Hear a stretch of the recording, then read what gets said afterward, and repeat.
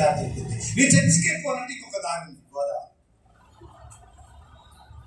నువ్వు నేను పోయేంత మాత్రం దేవునికి ఎవరికి ఏం పోదండి, ఏం తక్కువేం కాదండి.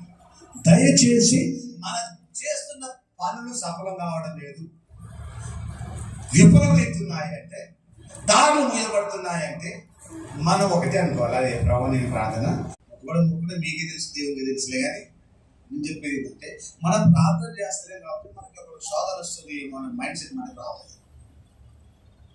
అట్లా కూడా రాలేదనుకోండి, తర్వాత మన జీవితాన్ని మనం మూసేసుకుంటాం. శోధనలు ఎందుకు వస్తాయంటే ప్రార్థన గుర్తు చేయడానికి. అర్థమవుతుందా? ఆలోచనలు ఉండాలి, గుర్తుపడతాను. నేను ప్రార్థన చేస్తే అందుకే బాధ సమస్య వచ్చింది, గుర్తు చేసుకుని ప్రార్థన చేయండి, దేవుడు దీవిస్తాడు. ఇంకో గుణం ఏంటంటే, ప్రార్థన చేస్తే ప్రార్థన చేయబుద్ధి అవుతా ఉంటుంది, ఎక్కడితే మాత్రం ప్రార్థన శుద్ధి పోతుంది. అంతే. ఇంకా మీకేం అనిపించింది? ఇది ఎప్పుడు వేస్తారు చెప్పండి. దేవుడు కలగడంటే అయ్యో ప్రభువా, ఇంత గౌరవపోతున్నాయా, ఇంత మోసం చేస్తున్నాయా, నా మీద నీకు దయ ఉందా అని అసలు ఎక్కువ ఒకసారి ఏడుపు. అప్పుడే మొక్కుబడి చేసుకుంటారు, ఇప్పుడేమో ఏడుస్తుంది.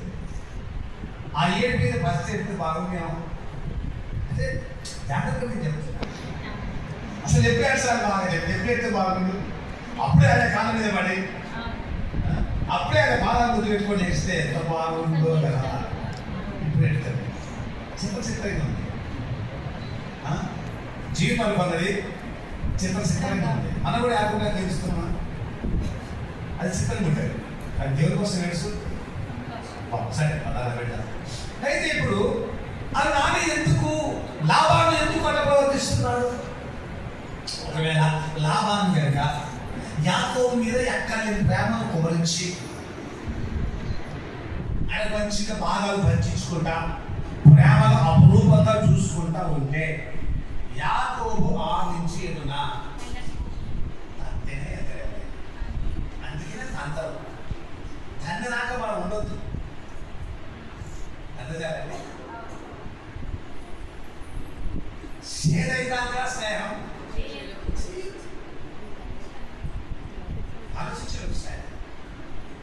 వీళ్ళకి ఇప్పుడు గుర్తొచ్చి నా తండ్రి దేవుడు ఉన్నాడు, నా తండ్రి దేవుడికి మందిరం కట్టాలి, నేను వెళ్ళాలి అంటున్నాడు. మరి ఈ రోజు ఏమైపోయింది నా ఆలోచన?